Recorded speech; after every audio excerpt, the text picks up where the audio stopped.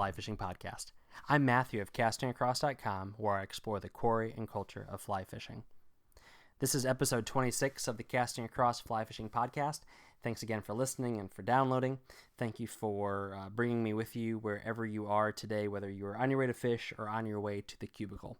One of the things I've really enjoyed about the podcast is I've been able to revisit things that I've been writing about for the past few years in a different medium.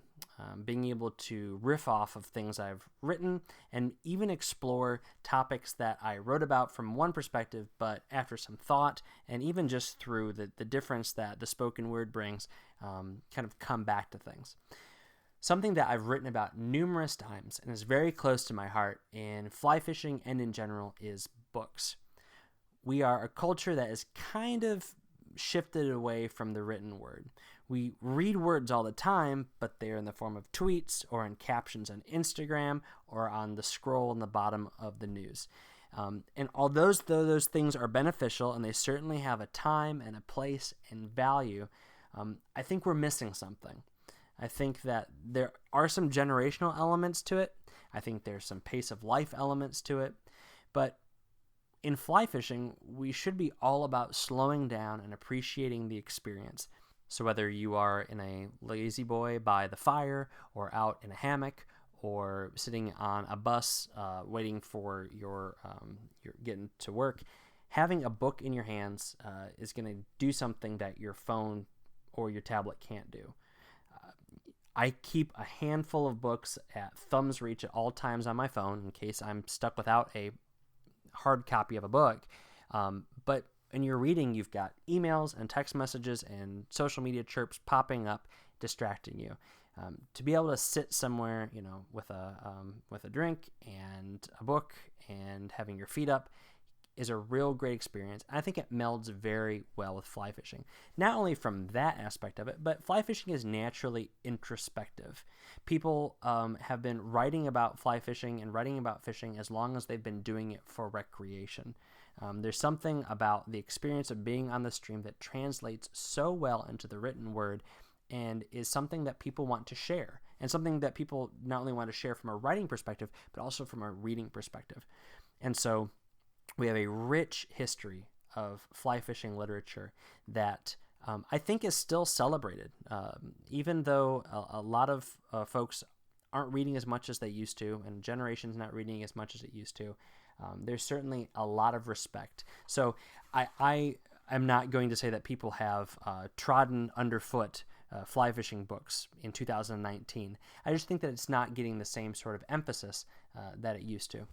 That being said, I'd encourage you to pick up a book, and I hopefully make a compelling case, or at least a case for the curiosity to get back into a book through this podcast.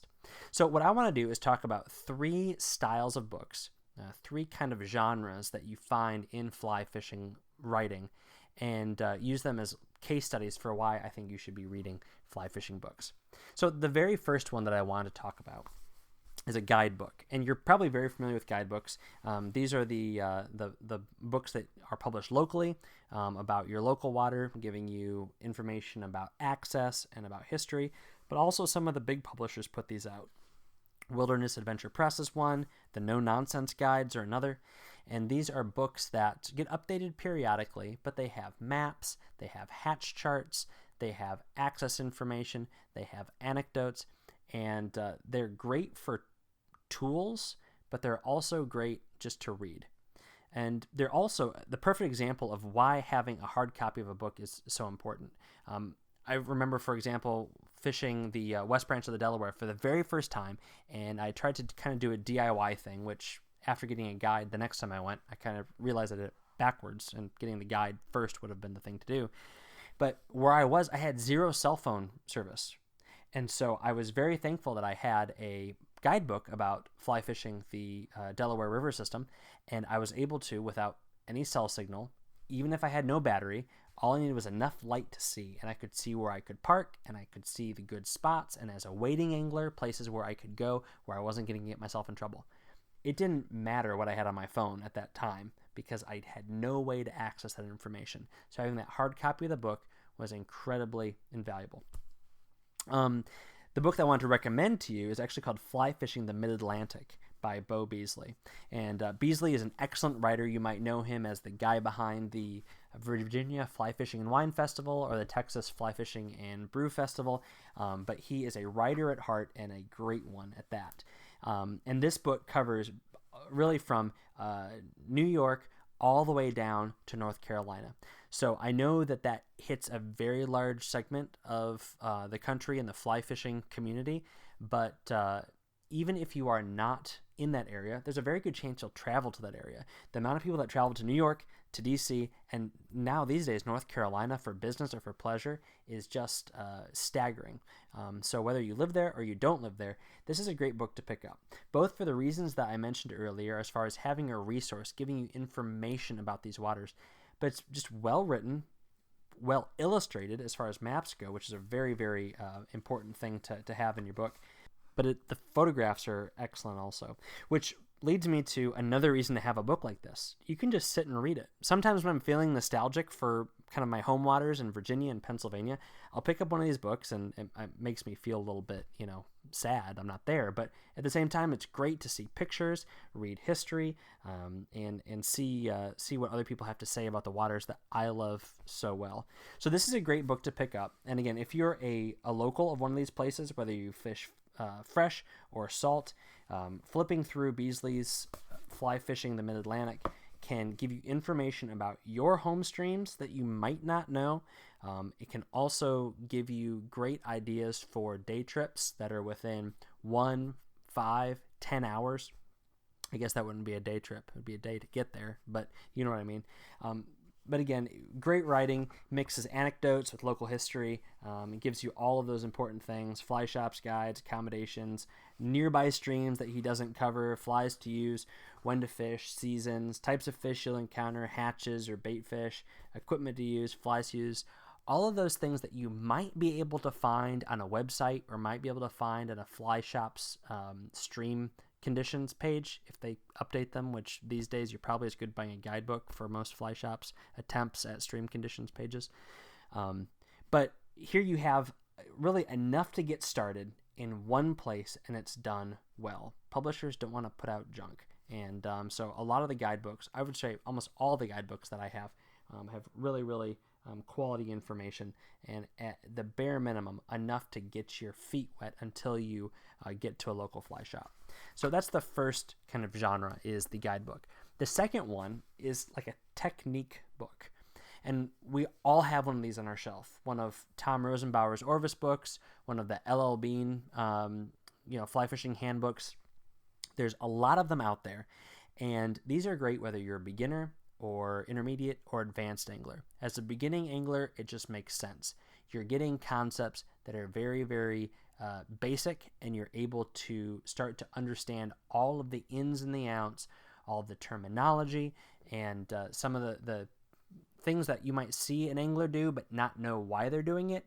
This tells you why they're doing it. Or you might see somebody doing something and read that it's totally unnecessary, which is probably just as big of a deal.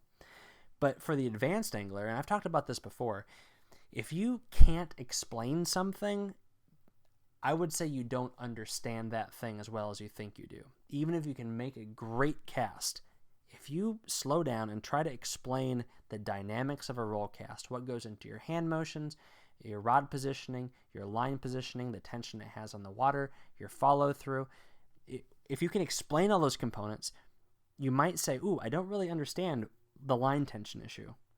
What's going on there? And as you see that, you go, oh, that makes sense. I'm not getting the kind of loop that I want because I'm not taking into account how much line I still have on the water. That's just an example. But something like that, a good book with technique in it, is going to help you flesh that out in your own mind, whether you explain to somebody else or you're just explaining it to yourself in your head as you're doing it or thinking about it. So that's why I think technique books are great for beginners all the way up to advanced fly fishers to have on their shelf. The particular book that I have in front of me is Barry and Kathy Beck's Fly Fishing the Flats. And I love this book because the subtitle sold it to me, Making the Transition from Fresh to Salt. So I'd already worked in fly fishing for a few years when I bought this book. And although I'd been in a fly shop and I'd cast plenty of saltwater rods, and I'd sold plenty of saltwater flies, and I'd tied saltwater flies. I'd never been fly fishing in the saltwater. And so when my first opportunity to go down to Florida and fish the flats down there, I thought, I want a book that is going to give me all of the basics. And this one did a great job of it 20 years ago, and it's still doing a great job of it today. So this is a book. Again, there's a picture on the front of Kathy Beck casting off a skiff in just a beautiful place, but it's perfect places that aren't super beautiful, like New Jersey and Massachusetts and urban environments, because it talks about anywhere you can walk and wade or get in shallow water fly fishing. Very simple explanations of everything from knots to equipment to fish species to flies, whether they be synthetic or natural. I had a lot of misconceptions about saltwater fly fishing until I picked this book up, because I'd watched plenty of Saturday morning fly fishing shows that focused on saltwater fly fishing, but I just kind of assumed that just like you go fishing for bass and come across crappie and pickerel and carp, you just kind of cast out there and catch something. I know that sounds super ignorant, but it wasn't until I picked up this book that I realized, wow, you are never going to catch certain fish in certain places, even though they live in that part of the world in the ocean. More than that, this book was very helpful at understanding things like tides. A freshwater angler, I had no clue how tides work. And 20 years ago, I wasn't going to Google it because that wasn't a thing. But this book was very helpful. And actually, relatively recently, I went back and used this book to kind of solidify a concept of approaching different tides for stripers. And it's still very, very helpful to me. So fly fishing the flats, especially if you're a freshwater angler who kind of wants to dip their toes in saltwater, I know there's a multitude of YouTube videos out there and websites out there. But this is a great comprehensive book, big, beautiful pictures and good illustrations that are static. They're not going to distract you because they're bouncing around and moving to music. You can just sit and look at it and kind of digest it. And again, even though it's a technique book, it's a book you can sit down and read through a few chapters and enjoy. So we have guidebooks, we have technique books. The third is kind of an all-encompassing just fly fishing literature. We all know about The Complete Angler by Isaac Walton. We all know about all of John Gierach's books. And these books are wonderful because, like I said earlier, fly fishing is something that people want to share and people want to have an experience shared with them. Whether we're stuck in a cubicle or we're stuck in a hospital bed or stuck in snow and nasty weather miles and miles from a trout stream or a saltwater flat, picking up a book where somebody else is eloquently writing about their fly fishing experiences can be some wonderful escapism, whether it be that's the only way we can kind of experience this, or because there's going to be a prolonged period of time between us reading that and us experiencing it. And so that is probably the most thought of form of fly fishing writing, is the narrative, because we get drawn in. I mean, fly fishing films are great, but this is the original. The books like this that not only tell a story, but communicate kind of the deeper things of the sport. A little bit of the psychology, but also the technique and also the local history and things like that. But how all of those things interact together and work together to make fly fishing what it is. So my book that I've chosen to kind of represent this genre might be my favorite fly fishing book of all time, and it's Charles Fox's This Wonderful World of Trout. So Charlie Fox was a South Central Pennsylvania author, and South Central Pennsylvania, specifically Cumberland County, Pennsylvania, has produced a wealth of fly fishing authors that rivals, if not overshadows, what we have from the Catskills and from really any location out west. But that's for another podcast. This book is great because it really does synthesize all of those things together that I mentioned. He writes about technique. He writes about casting and why you need to cast in different ways for different circumstances, but he does so eloquently. He also writes about his experiences. The narrative portion of this book, which is about the second and third thirds of it, are incredibly engaging and engrossing. Whether you've never fished a La Torte, or you have, or Big Spring, or Falling Spring, these famous spring creeks in south central Pennsylvania, the characters that he introduces, the hijinks that he gets into, and the enormous fish that he is stalking and chasing and really obsessing about are things that we can all relate to. So this is a great book. It is out of print, but you can pick up, a beaten up copy on Amazon for a few bucks, or a good copy you can buy and send to me. I will give you my address in direct messages if you do come across a first edition that's in good shape. So This Wonderful World of Trout by Charlie Fox. Now, those three genres, again, they aren't hard and fast. They kind of are operated on a continuum. And let me also say, there are some bad fly fishing books out there. I have some on my shelf that aren't very good, but the ones that have good reputations for a certain reason. So if you head to castingacross.com, in the show notes of this post and this page for this podcast, there's a link to 6 articles with 4 recommendations in each. 1 book of each of the genres that I mentioned, as well as kind of a fourth and a wild card. Some of these books are just treasures. They're absolutely worth the $20, $25, $30 to pick them up, either firsthand or used. If you have a favorite fly fishing book, let me know in the comments on the show notes of this podcast's page on castingacross.com, or shoot me an email. I'd love to hear if there's a book that you think I should read. If I haven't read it, I would absolutely love to pick it up. Or if you're an author and you've written something and had it published by a small publisher, I'd love to hear about that as well. This week on Casting Across, I wrote 2 posts that I think are worth reading. They're not long form, they're not books, but they're worth reading. The first is called Fly Fishing Revelations and Rewards, and it really explores the benefit of being on a water a lot. The benefit of being on a river, a creek, a pond, a shoreline a lot, and how the time you spend in a place, if you spend a lot of time there, can probably trump and exceed being incredibly skilled.